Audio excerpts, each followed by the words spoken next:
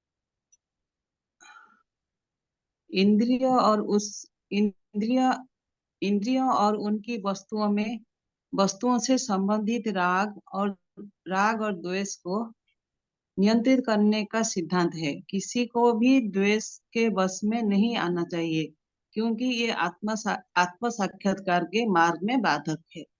तो यहाँ पे क्या बता रहे हैं भगवान? इंद्रियों और उनकी वस्तुओं से संबंधित विषय वस्तु जो होते हैं ना, वो संबंधित राग और द्वेष को नियंत्रित करने के सिद्धांत दिए गए हैं। ये कुछ नियम बताए गए हैं इनको कंट्रोल करने के लिए। और ये इसमें क्या होता है, इनमें राग और द्वेष होता है, हमें आसक्ति आ जाती है। हमने बताया राग, हर एक चीज से राग होता है, राग से निकलना बहुत मुश्किल हो जाता है। और किसी को भी ऐसे राग और द्वेष को वश में नहीं के वश में नहीं आना चाहिए, क्योंकि ये आत्म साक्षात के मार्ग पे जो है बाधक बन जाते हैं। कैसे? एक छोटा सा उदाहरण ले लेते हैं नॉर्मल। जैसे कि हम लोग, हमें कल ही जब मंदिर से हम लोग लौट के आ रहे थे, क्योंकि हम लोग जो है चंद्रमा को देख के अपना व्रत खोलते हैं, है ना, बीच पंचक का। तो देखा तो बहुत सुंदर चांद दिख रहा था और एकदम बादल से इसमें आ रहे थे। तो एकदम से, अब इतने दिनों से गाने वाने तो सुनते रहते थे ना, तो एकदम से ध्यान आया, चांद छुपा बादल में, ऐसे करके कोई गाना याद आ रहा था। जैसे ही मुंह में आया वो शब्द, वैसे ही चुप हो गए। क्यों? क्योंकि वो गा तो उन्हीं के लिए रहे हैं कि भगवान, वो चांद इतना सुंदर लग रहा है, पर ये गाना फिल्मी है, हमें नहीं गाना है। इमिडिएटली रुक गए। तब तो हमारे साथ में जो और प्रभु जी और माता जी थे, तो वो कहे कि हाँ माता जी, अब हम लोग की कॉन्शियसनेस ऐसी हो गई है कि हम गा, कुछ चीज अच्छी भी लग रही है, गा भी रहे हैं, उससे हमारा ध्येय ये नहीं है कि फिल्मी गाना गाना है या अपने सेंस ग्रेटिफिकेशन करना है। फिर भी हम लोग नहीं गाते हैं, क्योंकि अब कंट्रोल इस चीज पे हो गया है। ये कल का ही इंसिडेंट है, रात का इंसिडेंट में हम लोग घर आ रहे थे वापस। तो इसका कहने का मतलब क्या है कि अब हमें ये पता है कि हमें कौन सी चीजों को गाना है, कौन सी चीजों को नहीं गाना है, कौन सी चीजों को खाना है, कौन सी चीजों को नहीं खाना है। तो ये क्या हुआ, ये तुरंत उस जो हमारे पास राग पहले था, उस चीज को हमने कंट्रोल कर लिया। कैसे कर लिया? प्रैक्टिस से कर लिया। नहीं गाना तो नहीं गाना, इस चीज से हमें कुछ नहीं मिलेगा, हमें सिर्फ थोड़ी देर के लिए सेंस ग्रेटिफिकेशन मिलेगा। पर क्या होगा, आगे चल के ये आसक्ति में बदल जाएगा। जैसे कि जो फिल्मी गानों पे भगवान के भजन गाते हैं और डांस करते हैं, आपने देखा होगा शहरों में कई जगह से जुलूस वगैरह निकलते हैं, उससे कुछ भी भक्ति नहीं होती है। उससे सिर्फ उतनी देर के लिए सेंस ग्रेटिफिकेशन होता है और जबरदस्त होता है। वो इतना ज्यादा आपको वो रजोगुण में रहता है, वो शोर शराबा, कि आप उसी धुन में रहते हैं, आपको भगवान की तरफ जरा सा भी मेडिटेशन नहीं होता। पर इसी अपोजिट जब आप हरे कृष्ण मंत्र करते हैं, तो उससे हमें भगवान के प्रति आसक्ति होती है। भगवान कहते हैं, श्रील प्रभुपाद कहते हैं कि हरे कृष्ण जो मंत्र है वो साधारण नहीं है, वो ट्रांसेंडेंटल वाइब्स है। उससे तुरंत जाके हम भगवान से कनेक्ट होते हैं। तो हमें ऐसी चीजों को अपने जीवन में लेना चाहिए। आचार्यों के द्वारा जो रचित जो भजन है, उनको गाना चाहिए। भगवान को ग्लोरीफाई हम कैसे भी कर सकते हैं, है ना। तो ये हमें बहुत ही सोच विचार के इंद्रियों के विषयों पे ध्यान रखना चाहिए, जो कि हम इन श्लोकों में पढ़ रहे हैं, समझने का प्रयास कर रहे हैं। ठीक है, तो अब हम आ जाते हैं अपने जो है तात्पर्य पे। श्रील प्रभुपाद हमें क्या ज्ञान दे रहे हैं यहाँ पे, जो इस श्लोक को हमने समझने के बाद उनकी वाणी से समझेंगे। यस, दूसरी कोई माता जी वॉलंटरी करके पढ़ सकते हैं तात्पर्य। पढ़िए, कौन पढ़ना चाहता है? हरे कृष्णा। मैं पढ़ूं माता जी? तात्पर्य श्री प्रभात की जय। लंपट जीवन और इंद्र सुख के लिए क्षत्र योगी और मिथ्या वेश धारण करने की अपेक्षा अपने कर्म में लगे रहकर जीवन लक्ष्य को, जो भव बंधन से मुक्त होकर भगवत धाम को जाना है, प्राप्त करने के लिए कर्म करते रहना अधिक श्रेयस्कर है। प्रमुख स्वार्थ गति तो विष्णु के पास जाना है। संपूर्ण वर्णाश्रम धर्म का उद्देश्य इस जीवन लक्ष्य की प्राप्ति है और एक गृहस्थ भी कृष्ण भावना अमृत में नियमित सेवा करके इस लक्ष्य तक पहुंच सकता है। आत्मा साक्षात्कार के लिए मनुष्य शास्त्र अनुमोदित संयमित जीवन बिता सकता है और अनासक्त भाव से अपना कार्य करता रह सकता है।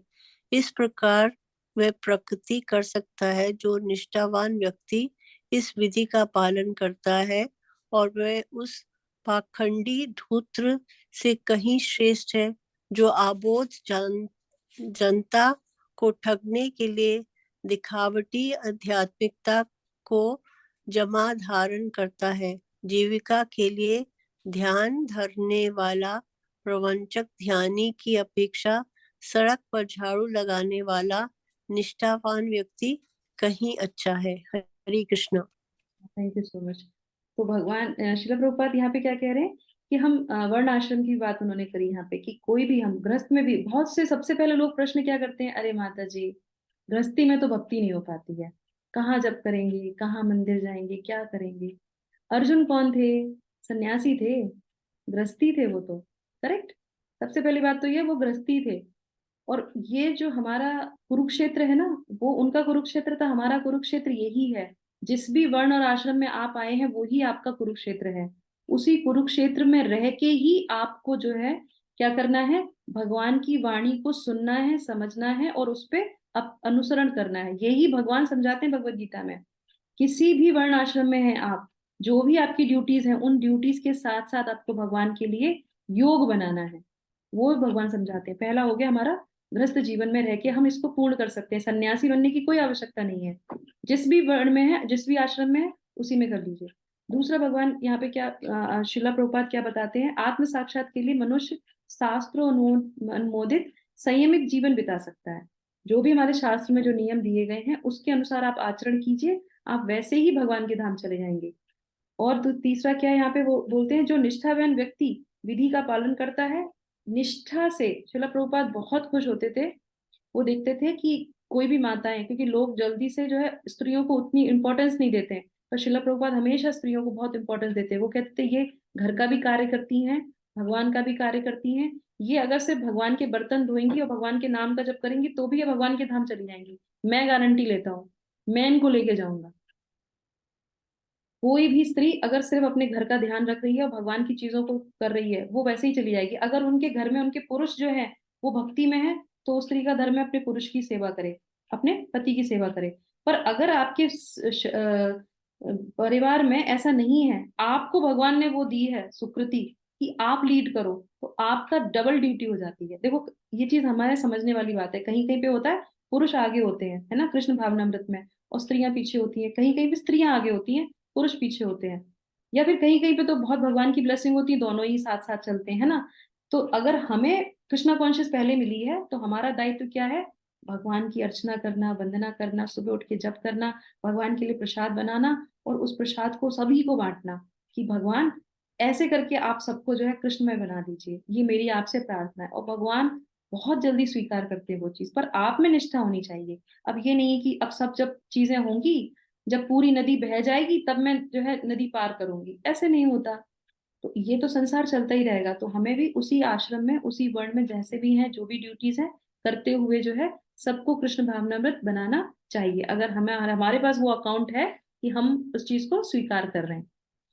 उसके बाद प्रभुपाद क्या कहते हैं कि निष्ठावान व्यक्ति विधि का, सॉरी ये हो गया, धूर्त पाखंडी के लिए बोल रहे हैं। वो कौन से हैं? जो यहाँ पे क्या करता है, चोला जामा पहन लेता है, ऑरेंज कलर का अटायर पहन लेता है और अंदर से कितनी सारी चीजों के बारे में मंथन करता है। अब एक इसी पे उदाहरण ले लेते हैं। लोग कहते हैं कि साधु हैं और जो है एक प्रभु जी से उन्होंने बोला था कि आपको, मैं लाइव बता रही हूँ चीज, एक हमारे इस्कॉन के प्रभु जी थे, उनसे उन्होंने बोला कि आप इतने अच्छे ये हैं, सन्यासी हैं और आपको इतने सारे लोग सुनते हैं। मैं योगी हूँ, मुझे योग का बहुत अच्छा ज्ञान है, मैं आपको 15 दिन में ऐसी ट्रिक सिखाऊंगा जिससे आप अपने आप को उठा सकते हैं। आप प्रवचन दीजिए, उसके बाद फिर आप अपनी योगिक पावर भी दिखाइए कि मैं जमीन से उठ सकता हूँ। वो बोले मुझे तो कोई योगिक पावर नहीं सीखनी, मुझे जमीन से नहीं उठना, मुझे जमीन पे ही रहना है। धरती पे बैठ के ही जपा करना है, आसमान में जपा हो नहीं पाएगा मेरा। कह रहे अरे आपको इतने लोग फॉलो करते हैं, आप सीख लीजिए, 15 दिन में सिखा दूंगा। मुझे नहीं नहीं, आप कीजिए, आप आराम से हवा में उड़िए, जहां आपको जाना है आप करिए, मुझे बिल्कुल नहीं करना है। मुझे यहीं पे रह के भगवान की सेवा करनी है। जब जाने का समय आएगा मैं अपने आप चला जाऊंगा, पर मुझे योगिक पावर नहीं चाहिए। तो कहने का मतलब क्या है, यहाँ पे सोना निकाल के देंगे आपको, ऐसे कुछ भी जादू मंत्र करके देंगे, तो क्या दे रहे हैं वो आपको, बताइए। अगर कोई व्यक्ति आपको कह रहा है कि ये चीज आपकी पूरी हो जाएगी, ये चीज हो जाएगी, तो भौतिक चीजें ही तो दे रहा है ना वो। भगवान भगवत गीता में क्या कहते हैं, ये जो पूरा क्या है वो माया जाल है, ये भौतिक संसार क्या है, दुखालय है। तो वो तो आपको सामने के सामने दुख ही दे रहा है। है कि नहीं, जिसमें आप पहले से ही फंसे हुए हो। उस साधु के पास जाइए जो सबसे पहले 2 बातें बताता है। वो क्या बताता है? सबसे पहले आपको बताएगा कि आप कौन हैं और आपका भगवान से रिश्ता क्या है। बस ये ही 2 बातें अगर आप समझ लोगे, वो ही साधु सबसे बड़ा साधु है, वो ही हमारा सबसे बड़ा आचार्य है, वो ही हमारा जो है गुरु बनने लायक है, जो सबसे पहले आपको 2 बातें बताता है, स्वतत्व के बारे में और परितत्व के बारे में, बस। तो ये वो चीज़ है, और नहीं तो बाकी क्या है? बाकी सिर्फ ढोंग है और दूसरों को ठगने की वो जो है कला है। और वो कह रहे हैं कि ऐसे साधु से अच्छा कौन है, जो अपने कार्य को ढंग से निष्ठापूर्ण कर रहा है। भगवान तो उसको भी कह रहे, झाड़ू अगर वो लगा रहा है जाके मंदिर में, सड़क में, उसका जो कार्य है वो उसको आराम से कर रहा है, किसी को ठग तो नहीं कर रहा है। यहाँ तो वो अपनी इंद्रियों को जो है ठग रहा है, दूसरों को ठग रहा है। तो यहाँ पे भगवान कहते हैं कि ऐसे, श्रील प्रभुपाद उदाहरण देते हैं कि ऐसे से अच्छा है जो सड़क पे झाड़ू लगा रहा है, कम से कम अपना काम नियमित पूर्वक कर रहा है। पर हमारे लिए ये इसलिए नहीं है क्योंकि हम लोगों ने जब शास्त्र पढ़ा है तो हमारे लिए नियम ये बनता है कि जो शास्त्र में नियम बोला गया है उसको करना चाहिए। और हमारा सबसे बड़ा धर्म क्या है कलयुग में आने के बाद? कलयुग का धर्म क्या है? नाम संकीर्तन। संकीर्तन। यस, कलयुग का धर्म है नाम लेना। तो नाम लेने में हमारी सारी इंद्रियां, सारी ज्ञान इंद्रियां, सारी कर्म इंद्रियां सब लग जाती हैं। तो हरेर नाम हरेर नाम केवलम कलौ नास्ते व नास्ते व नास्ते व गतिर अन्यथा।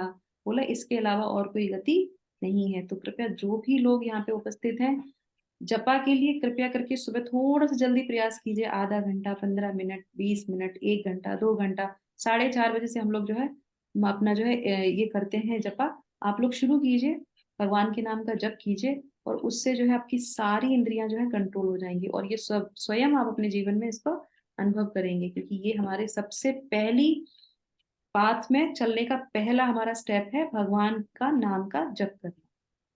तो कार्तिक मंथ में जिन लोगों ने भी नाम जप शुरू किया बहुत अच्छी बात है, नहीं किया है तो भी आपके पास समय है।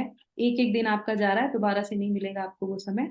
आप कृपया करके डेली भगवान के नाम का जप कीजिए, उसी से हमारे चित्त की शुद्धि होगी, और तब हम जो है कर्म योग, ज्ञान योग, भक्ति योग, इन सब के बारे में जानेंगे, और उससे जो है अपने जीवन में कुछ थोड़ा सा जो है सुधार कर पाएंगे कि हम कहाँ कौन से पाथ पे जा रहे हैं।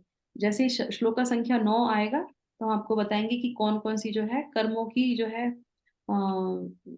है सीढ़ी है ना, उस पे हम लेंगे। और कल हमारा स्पेशल सेशन रहेगा, तो मैं कल जो है कुछ ग्लोरीफाई करना चाहूंगी आप लोगों के सामने, तो आप लोग कृपया करके जरूर आइएगा कल के सत्र में। कुछ विशेष चीज है, आज नहीं बताऊंगी टॉपिक, कल ही बताऊंगी कल का क्या है, ठीक है? तो सरप्राइज आप सुबह के सेक्शन में माता जी, हाँ, सुबह के आधा। हाँ, तो कल हम श्लोका ना लेके कुछ स्पेशल चीजों के बारे में डिस्कस करेंगे। एक छोटा सा प्रयास है मेरा सभी लोगों के मन में थोड़ा सा, मैं तो प्रयास ही कर सकती हूँ, बाकी तो डिसीजन आपका ही है। तो एक छोटा सा प्रयास कि आपके जीवन में कुछ अ, और चीज एड ऑन हो सके, ठीक है? तो उसका ठीक है, तो कल हम लोग मिलेंगे इसी समय पे। तब तक के लिए हरे कृष्णा, धन्यवाद। हरे कृष्णा कृष्णा कृष्णा कृष्णा हरे हरे। हरे हरे हरे रामा राम राम हरे हरे हरे हरे कृष्णा कृष्णा कृष्णा हरे हरे हरे रामा राम राम हरे हरे हरे कृष्णा कृष्णा कृष्णा हरे हरे हरे राम राम। जगत गुरु श्रील प्रभुपाद की जय। Thank you so much, Hare Krishna, for joining. Hare Krishna माता जी, थैंक यू।